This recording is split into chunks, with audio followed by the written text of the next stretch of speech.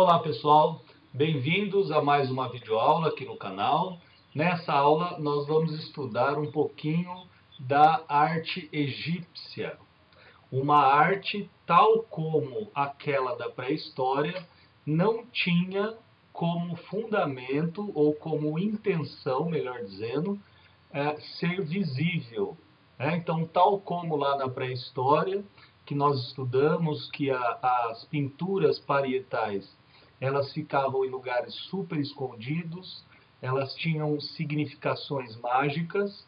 Aqui, especificamente no Egito, também as obras de arte, ou seja, os objetos artísticos, também são produzidos ou foram produzidos para que não aparecessem, né? Para que não se mostrassem. Nós falaremos de uma civilização que se inicia aproximadamente no século 3000 a.C., portanto, uma sociedade que já tem uma escrita bem definida. Aliás, essa é outra diferença, ou melhor, essa é uma diferença em relação à arte da pré-história, que justamente a ausência da escrita a caracteriza enquanto tal. Aqui, a arte egípcia do século 3000 a.C., nós já temos uma escrita bem definida. Lembrando lá na aula sobre a pré-história, nós vimos que a escrita ela se deu em 3200 a.C., lá na Babilônia. Tudo bem? Essa aula sobre o Egito estará dividida em duas. Eu vou fazer, num primeiro momento, uma caracterização da arte egípcia. Vou fazer uma análise propriamente dos hieróglifos ou hieroglifos, da maneira que você achar melhor a pronúncia aí. Ou seja, a gente vai conversar um pouquinho sobre o alfabeto egípcio e vamos finalizar o estudo com alguns estudos de caso. Ou seja, pegaremos algumas esculturas, alguns objetos produzidos aí pelos egípcios relacionados à escultura, algumas miniaturas inclusive, e os analisaremos. Na segunda aula, nós faremos uma análise propriamente das pinturas, sejam pinturas em papiros, sejam pinturas em gesso, marcadas, calcadas nas paredes das pirâmides. Tudo bem, gente? Então vamos lá à nossa aula. Bom, como eu disse para vocês, o Egito, ou a arte egípcia da qual falaremos, ela se inicia no século 3000 a.C. e, por si só, o alfabeto egípcio já é objeto de estudo. Aliás, um parênteses, nós temos profissionais especializados em Egito. São os famosos egiptólogos, pessoas que destinam a vida, destinam as suas energias intelectuais e as suas energias braçais, corporais, para estudar essa civilização. Demais, né? Vamos lá. Bom, a história dos hieróglifos, ela começa propriamente no final do século XVIII. Ah lá, 1799. Como assim? Pois é, vocês verão que uma das características das obras artísticas lá do Egito é justamente a representação estar acompanhada de uma legenda. Ou seja, nós temos uma escultura, nós temos uma pintura, e junto a essa escultura ou pintura existe uma legenda, existe lá uma sentença, existe uma frase, que posteriormente ou melhor, muito depois, lá no século XVIII, se descobriu, ou a partir, né, na verdade, essa pedra ela só foi encontrada no século XVIII, mas é que a partir do século XVIII se entendeu mais claramente o que as obras significavam, né? Então, a história propriamente da compreensão da escrita egípcia se dá com aquilo que ficou conhecido como a pedra mais famosa do mundo, a Roseta, encontrada em 1799 por um soldado napoleônico. O nome Roseta vem de uma cidade portuária. Então, essa pedra, vou mostrar para vocês, era uma pedra muito maior. Ela servia junto com outras pedras, ela estava servindo de barreira. Ela era um forte, né? Ela fazia parte de uma construção de um forte. E quando Napoleão invade o Egito, ele, ou melhor, a sua tropa invade o Egito, um dos soldados olhou para essa pedra estranha, cheia de escritos ou cheia de coisas parecendo escritos, e se interessou por ela. Essa pedra ela foi retirada lá do seu local de origem e foi levada. Então foram chamadas pessoas intelectuais, né, faziam parte da caravana, digamos assim, de Napoleão, e essas pessoas identificaram o grego. Na verdade, duas variações da língua grega. A terceira, né, nesse tópico aqui, escrita em 3 línguas, justamente nós tínhamos a escrita egípcia e depois 2 variações do grego. O que estava escrito, né, qual era o mote dessa pedra? Ela tinha como intenção convocar os habitantes da cidade a prestarem cultos a Ptolomeu V, certo? Então vejamos aqui, olha o tamanho dessa pedra, velho. E ela foi, repito, né, ela foi retirada do lugar, ela era muito maior.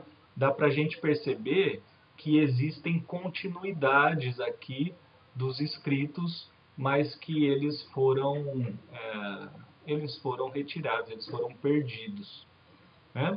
Então, o que nós tínhamos aqui, o que nós temos, na verdade, aqui, se vocês, a hora que eu vou explicar com mais calma, mas estas divisões são chamadas registros. Os registros, eles servem justamente para separar ambientes. Muito comum dentro da pintura, muito comum dentro da pintura. Aqui nós poderíamos até falar que essa pedra ela representa uma escultura, né? Ela é uma obra de arte também. Então, aqui no início, nós temos a escrita egípcia. Aqui nós temos um grego mais moderno e aqui um grego muito mais arcaico, certo? Hoje, essa pedra não se encontra lá na França, se encontra na Inglaterra, porque, como você sabe, Batalha de Waterloo, o bagulho pegou feio lá para senhor Napoleão, perdeu a guerra e a pedra ficou lá. Tudo bem? Maravilha! Bom, aqui alguns exemplos do alfabeto egípcio. As representações. Olha que coisa maravilhosa, gente. Olha que coisa maravilhosa. O que representa o A, o H, o N, enfim. E mais do que isso, além de hierográfica,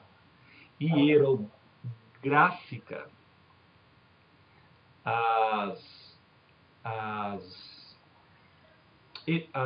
letras egípcias, elas são pictóricas, ou seja, elas representam imagens propriamente.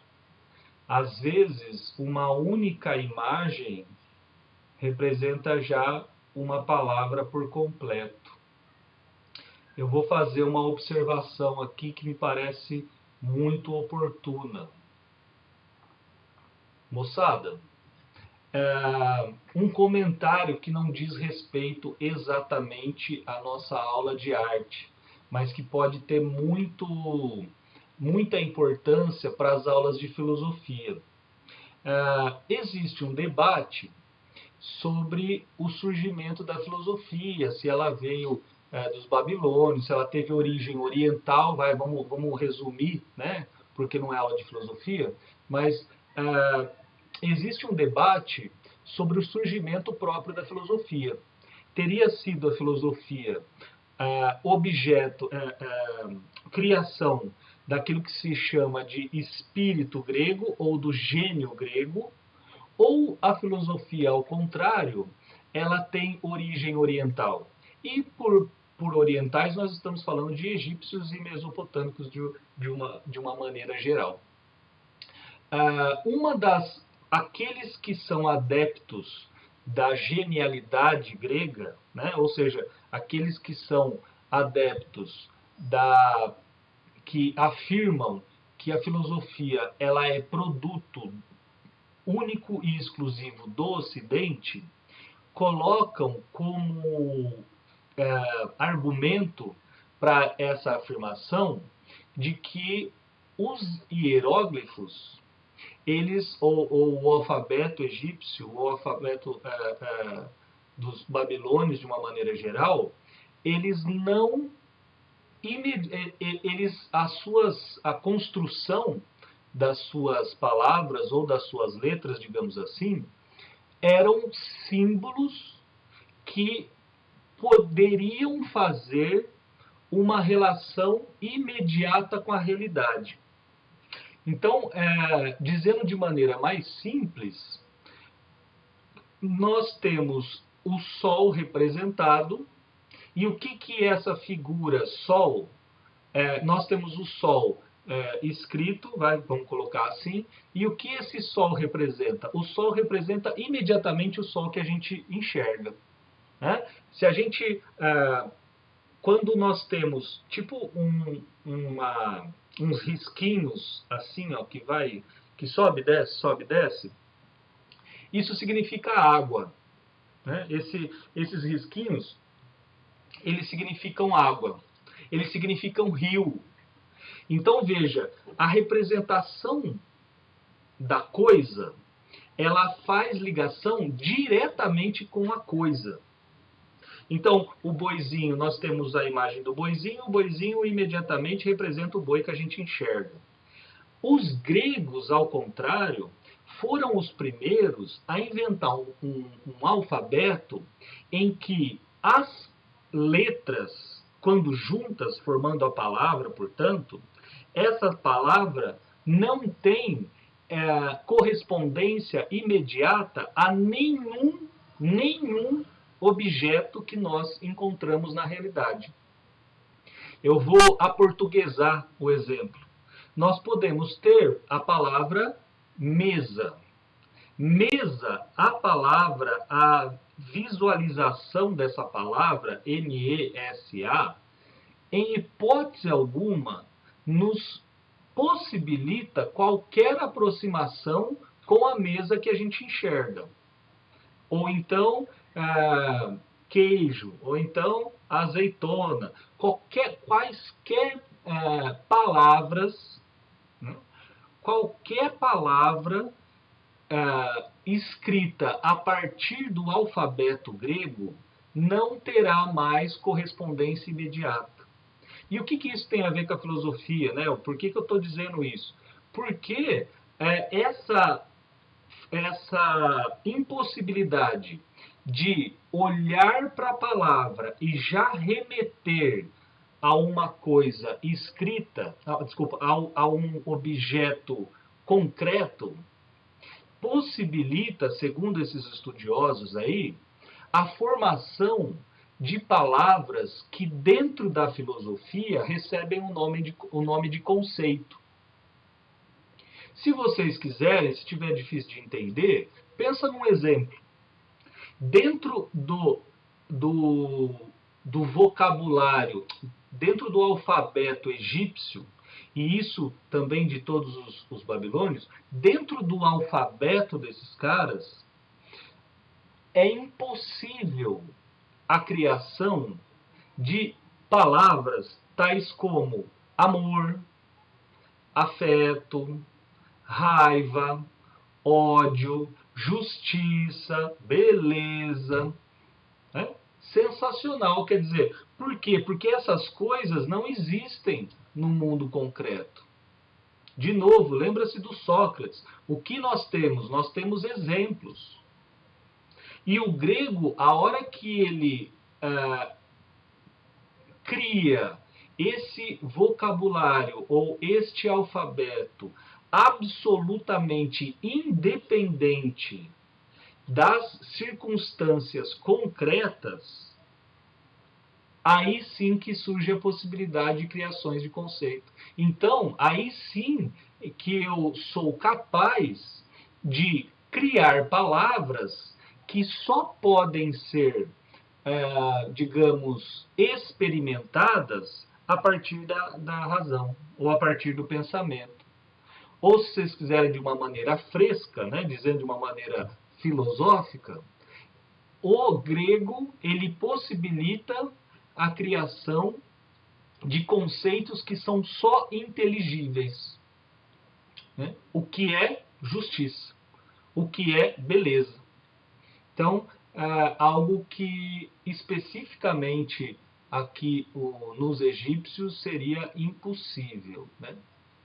Portanto, gente, só para finalizar este longo parênteses aí, se eu não tenho uma palavra para expressar amor, justiça, ódio, e enfim, será que tem como eu pensar essas coisas? Será que tem como eu considerar a existência dessas coisas? Afinal de contas, é a linguagem que possibilita o pensamento. Olha que louco. Né? Louquíssimo. É a linguagem que possibilita o nosso pensamento. Por isso que a gente tem que ler, conhecer diversas palavras e estudar muita filosofia.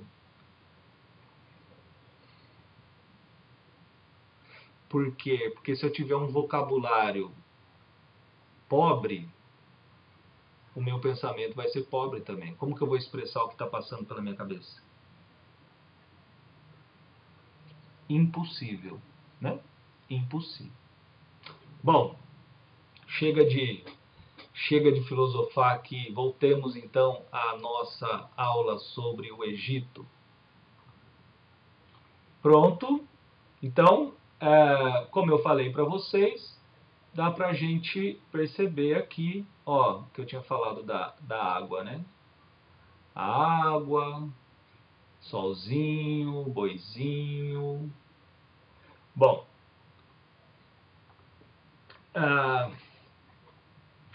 avançando então, você, principalmente quem está lá no primeiro ano, quem está começando os estudos aí no ensino médio, você fala assim, nossa, que da hora, velho. Aula de arte, vou estudar pirâmides, igual um louco, vou saber todos os detalhes das pirâmides, vou saber se ela foi construída por alienígena, por astronauta, por deuses, vou saber tudo. Uhum. Não, infelizmente, ou pelo menos não comigo, né? Vamos deixar isso claro. No caso específico nosso, como a nossa preocupação maior é focar os nossos estudos em questões de vestibular, a parte das pirâmides referentes à arte, nós iremos excluir. E por quê? Porque para a história da arte propriamente, as pirâmides elas são as menos importantes. Pode ser que seja lá para a história, pode ser que os professores de história de vocês seu Cláudio, seu Osmar, tenham falado coisas maravilhosas e deliciosas de escutar sobre a pirâmide, o que eu acredito ser muito verdadeiro. Vocês têm trocentos mil documentários sobre as pirâmides, mas para nós aqui na história da arte, as pirâmides elas são as menos importantes. O que importa para nós é o que está dentro das pirâmides. Mas para vocês não falarem que eu sou tão chato assim, e para vocês não acharem, ficarem tristes que eu não falei sobre as pirâmides, eu vou apenas mostrar, elencar algumas curiosidades rápidas aqui. E para isso eu peguei só, esse só lógico entre trilhões de aspas, eu peguei só o conjunto de pirâmides, que ficou conhecido como pirâmides de Gizé, que é o território, que é o lugar em que mais famoso das construções dessas pirâmides. Tudo bem? Então a gente vai falar muito rapidamente, a título apenas de curiosidade, um pouquinho sobre elas, certo? Então vamos lá. As características gerais dessas pirâmides de Gizé são as seguintes. Uma das 7 maravilhas do mundo antigo, aliás, eu não sei exatamente quantas, mas dessas 7, se eu não estou enganado, apenas 3 ainda sobrevivem. Apenas 3 estão aí. Construída as pirâmides, né? Essa necrópolis, vamos colocar isso no singular. As pirâmides entendidas como uma única necrópolis. Eu já vou falar sobre isso, tá? Construída para abrigar os restos mortais dos reis Kelps, Quefren e Miquerinos. Aqui está na ordem, tal como está na ordem aqui da imagem. Kelps, a maior zona, aqui. Quefren, dá para você lembrar que Quefren, essa daqui que ela está menos desgastada em cima, e Miquerinos é a pequenininha. Essa daqui e isso daqui também constitui lá a necrópolis. As mastabas. Mastabas eram, vou colocar entre aspas, tá, gente? Assim, bem, falando de um modo bem porcão. A mastaba é uma micropirâmide, vai. A mastaba é uma construção, não é pirâmide porque é chamada de mastaba, mas eu acho que deu para entender o que eu quis dizer. A mastaba, ela é pequenininha e ela abriga os restos mortais da nobreza que não é propriamente a realeza, nem o faraó, nem a rainha. Essas outras pirâmides menores aqui, e existem mais atrás delas, vocês vão ver uma foto que dá para ver mais ou menos o alcance do tamanho, né, o tamanho dessa necrópolis. Essas menorzinhas aqui, elas abrigam os restos mortais das rainhas. Tudo bem? Então vamos lá. Kelps, a maior zona. Quefren é aquela lá que está mais com a sua ponta mais conservada. E Miquerinos é a menorzinha. As pirâmides menores, olha lá, abrigam os corpos de rainhas.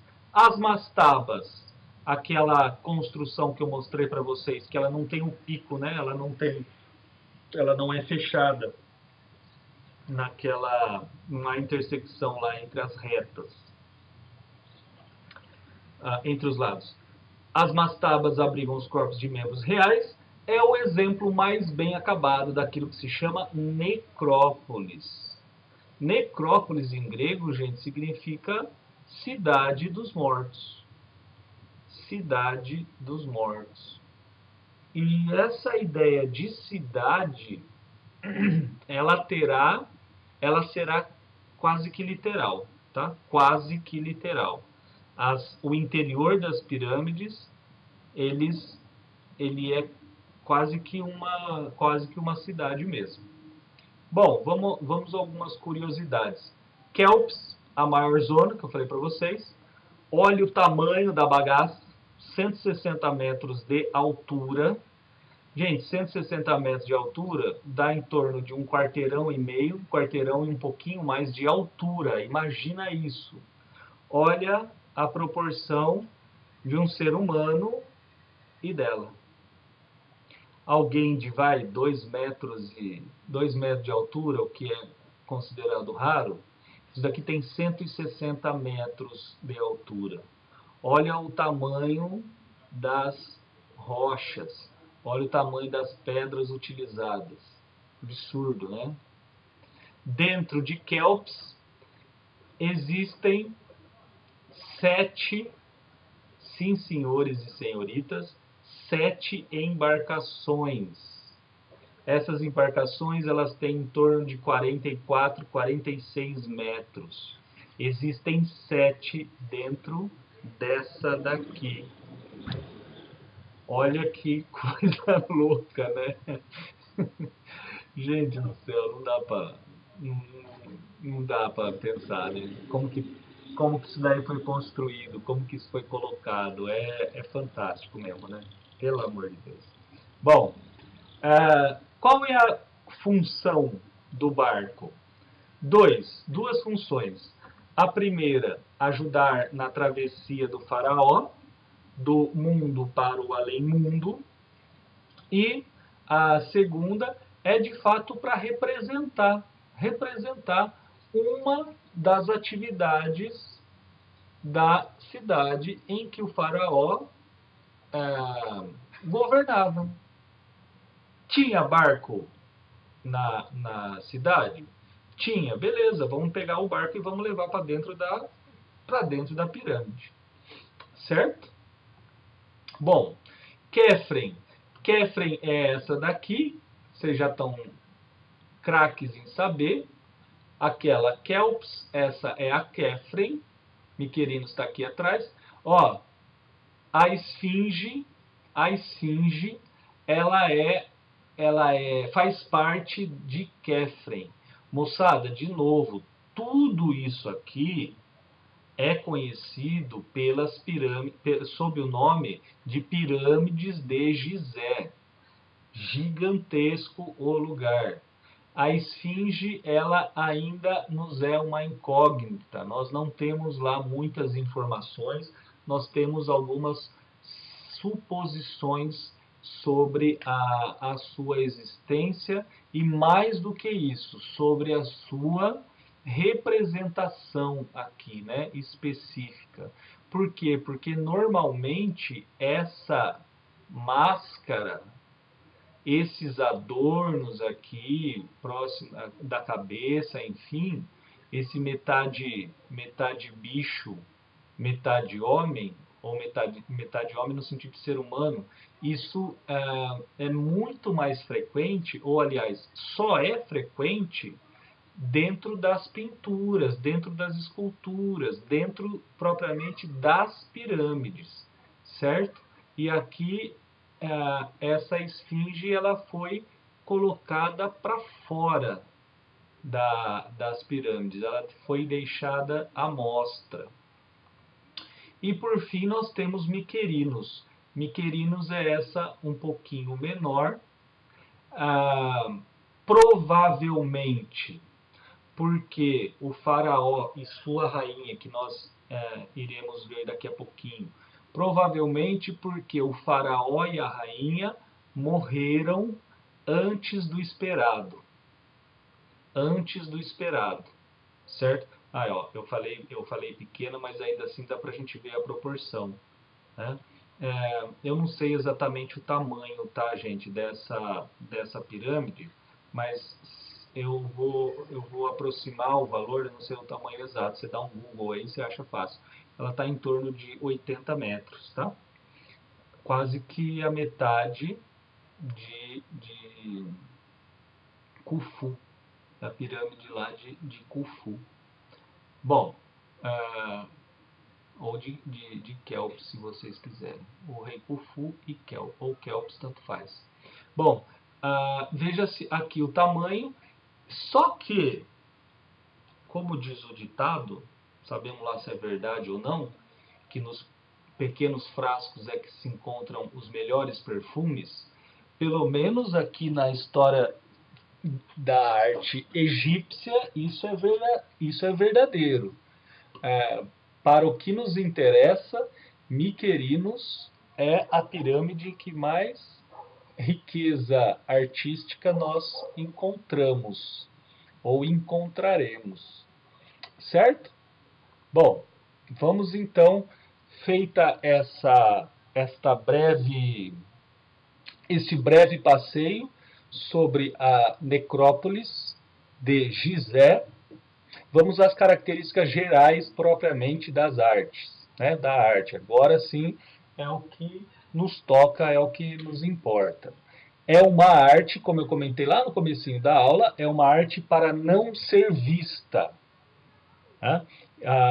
Tal como lá na pré-história, arte para não ser vista. Tudo o que os egípcios produziram é para ser colocado dentro das pirâmides. Por quê? Porque a crença, aquilo que vocês já estudaram em história, é porque essas representações, esses objetos, eles servem para duplicar a realidade. Em outras palavras, gente, como a crença era de que havia um além-mundo, a ideia é que o faraó, ao morrer, pudesse, ao acordar lá dentro da pirâmide, ir se reconhecendo, ir entendendo o que aconteceu com ele a partir dos objetos que lhe são familiares. Então, a ideia era que a pirâmide ela representasse quase que, se fosse exatamente seria perfeito, mas claro que isso é impossível, mas que as pirâmides ou que o interior das pirâmides representasse quase que absolutamente o mundo que ele vivia. Por isso que nós vimos lá barcos, nós teremos quartos, nós teremos escravos, nós teremos concubinas, e nós teremos, claro, a mumificação. Quer dizer, a mumificação, ela, ela parte desse princípio de duplicação da realidade. Por que que não simplesmente rasgava o abdômen, a barriga do faraó para arrancar as coisas, para jogar um monte de erva e um monte de elementos lá para manter o máximo possível a integridade do corpo? Por que que se tirava todos os órgãos pelo nariz e pelo fioba? Porque para que não, pelo menos para que a aparência, né, pelo menos para que a forma do faraó e das pessoas importantes se mantivessem. Então imagina se o cara vai fazer a mumificação lá e por algum engano ele corta o braço, ou então por sacanagem o cara corta o braço do faraó. O faraó ia acordar no além-mundo sem o braço, essa era a crença. Então tentar representar no máximo, o máximo possível, a realidade em que o faraó... Eu estou falando faraó, tá gente? Mas são todas as pessoas importantes, ou todas as pessoas que são pessoas importantes, são aquelas que tinham de alguma maneira a possibilidade de morrer e o seu corpo ser mumificado, ser colocado em uma mastaba, como eu disse, ou então numa pirâmide menor, enfim. Por isso que a arte não é para ser vista, né? Essa relação entre a não visibilidade da arte e a duplicação da realidade. Aquilo tudo foi feito para que a gente não visse. Para que a gente não visse, para que a gente não roubasse, para que não ficasse exposto. Por quê? Porque ela tinha uma função absurdamente prática. Essa função é fazer com que o faraó ou as pessoas importantes lembrassem de quem elas eram, de quem elas foram. Né? Bom, como eu comentei também, textos, ou seja, as legendas, as os hieróglifos, eles estão juntos tanto com as imagens quanto com as esculturas, certo? Vamos lá então. As características das esculturas. Gente, facinho de lembrar, costuma aparecer no vestibular. Espero que vocês acertem de zóio fechado. As esculturas a gente pode dividir entre dois tipos. Uma escultura que representa diretamente a realeza ou nobreza, são aquelas várias e várias estátuas que vocês já viram em algum lugar, né? Elas são normalmente feitas de metal ou pedra calcária e com postura estática. Ah lá, tenta uma maneira fácil de entender, gente, fácil de entender. Realeza, nobreza não tem movimento. Tenta lembrar assim, realeza, nobreza, dureza. Realeza, nobreza, dureza. Seja a dureza em relação à postura em que as pessoas estão representadas, seja dureza em relação ao material que foi feita. Material. A ideia de durabilidade, certo? Dureza, postura ereta, estática. Nós temos do Haotep e da Nofert, encontrada em 2600 anos antes de Cristo. Faltou colocar o AC. Vamos a ela aqui, tá? Olha lá. Haotep e Nofert. Olha só o olhar. Aqui uma pedra calcária, né? Veja as legendas que acompanham as representações. E aqui, gente, olha a postura dele.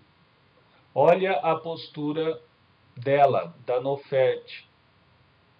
Veja, absolutamente estáticos, sentados, de pés juntos, de joelho um encostando no outro, o braço sempre nessa posição, o braço do homem sempre nessa posição, porque era a posição em que ele segurava o cetro, certo?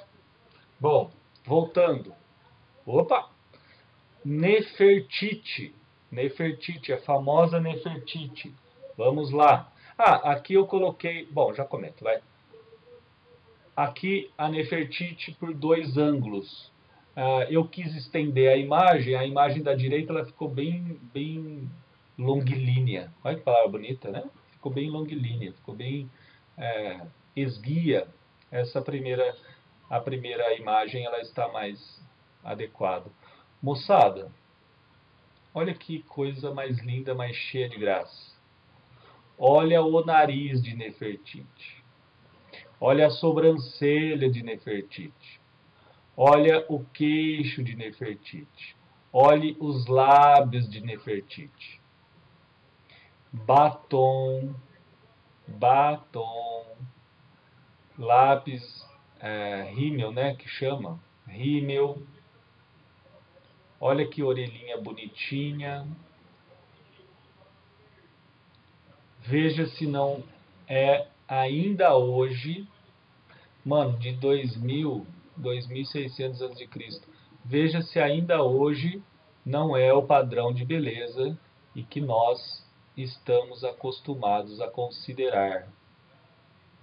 Olha isso, que perfeição, né? Que perfeição. Voltamos aqui. Eu falei 2600, desculpa, tá? 1400 da Nefertiti. E aqui, gente, nós temos propriamente a estátua encontrada do faraó e sua esposa. Faraó, sua esposa e uma deusa. Faraó, faraó de Miquerinos, tá? Essa daqui é aquela de Miquerinos que eu comentei com vocês. Que ela é importante para nós. Ela é pequenininha, a pirâmide, mas ela é importante. para nós. Olha lá. O faraó, sua esposa e uma deusa o acompanha.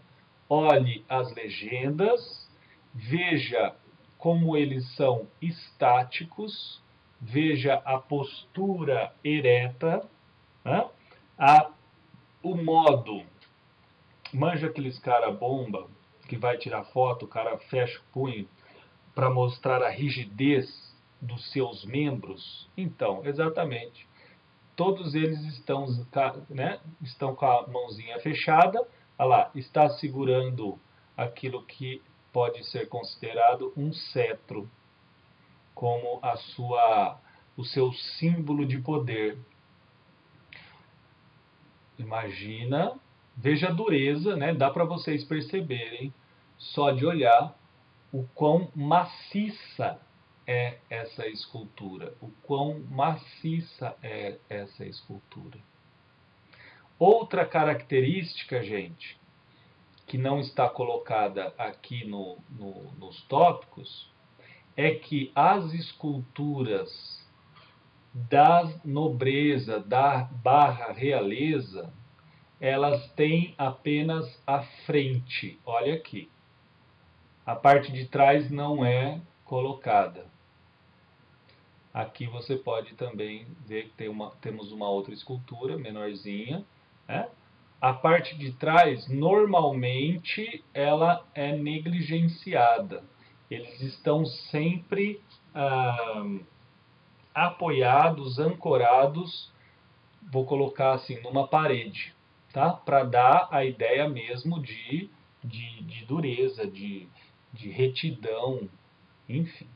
Bom, voltando aqui, nós temos também esculturas que representam, gente, ó, vamos tomar cuidado, que representam agricultores e trabalhadores em geral. Não é, e aí eu vou fazer um adendo rapidinho. Também os mais pobres, também os egípcios mais pobres, eles tinham os seus objetos, as suas criações artísticas. Mas normalmente essas criações elas se perderam ao longo do tempo, né? Pelo menos o que chega a nós de documentação é que também existiam templos próprios, templos específicos para as famílias, as famílias de trabalhadores, de agricultores, trabalhadores em geral aí. Também cada família tinha lá o seu templozinho, que as pessoas morriam e que se colocava certos objetos lá para que também eles, a hora que acordassem, para que eles lembrassem quem eles eram, enfim. Só que imagina que esse templo, ele era super pequenininho. Se você já viu uma capela num sítio, manja, gente, aquelas capelinhas super pequenas, você cabe 2 pessoas, para caber 3, 2 tem que sair, né? O bagulho é pequenininho, super pequenininho. Isso existia, pelo menos é o que nós temos de documentação histórica.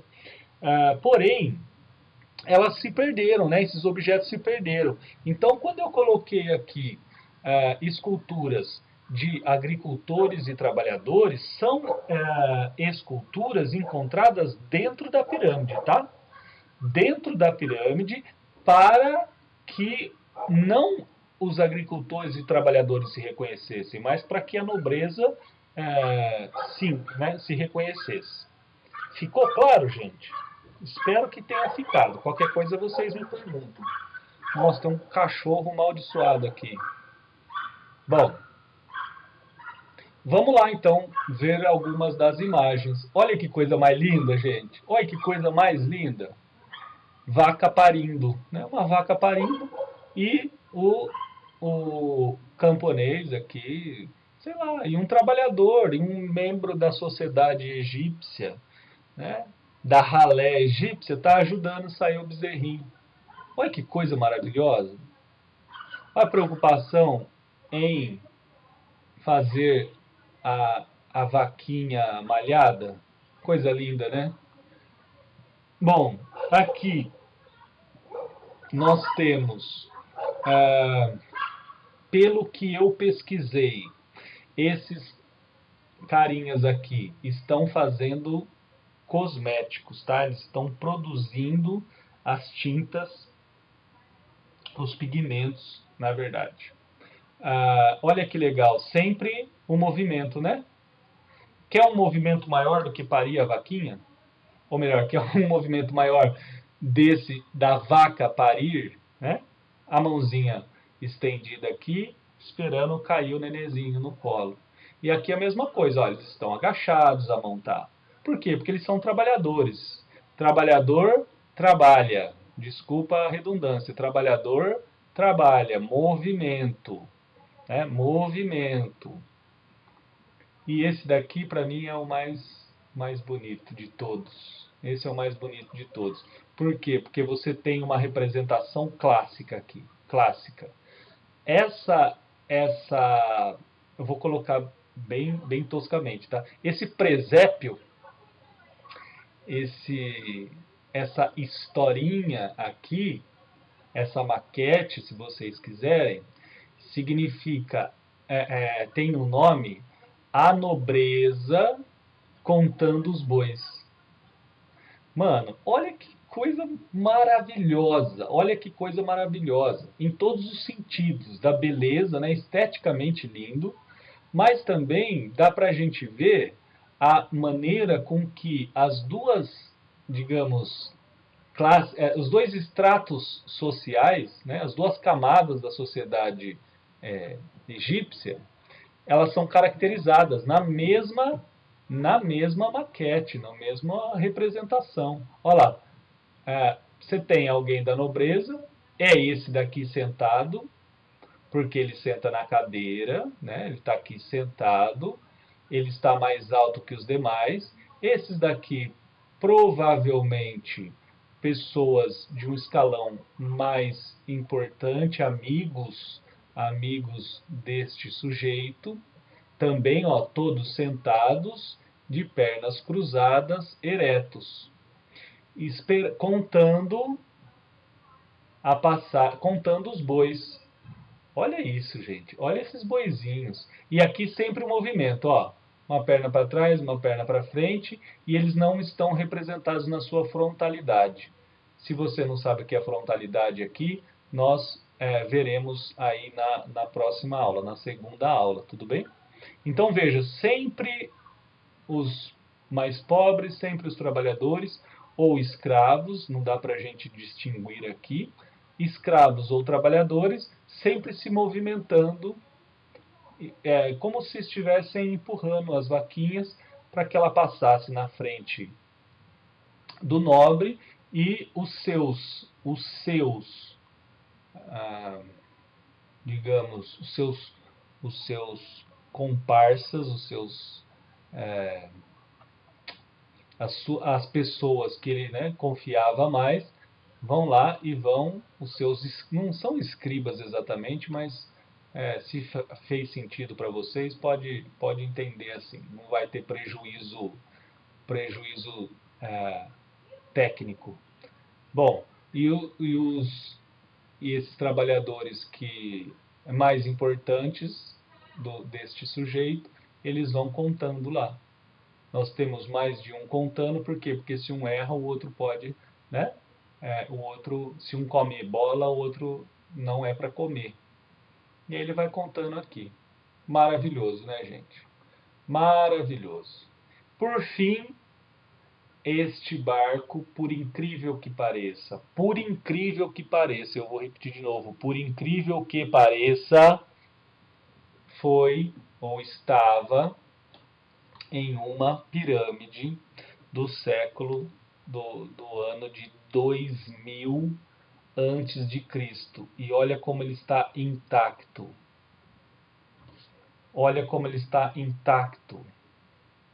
Aqui nós temos trabalhadores comuns e escravos. Aqui nós temos propriamente o faraó e nós temos membros da nobreza ou soldados de confiança do nobre. Aí imagina a hora que do nobre ou do faraó.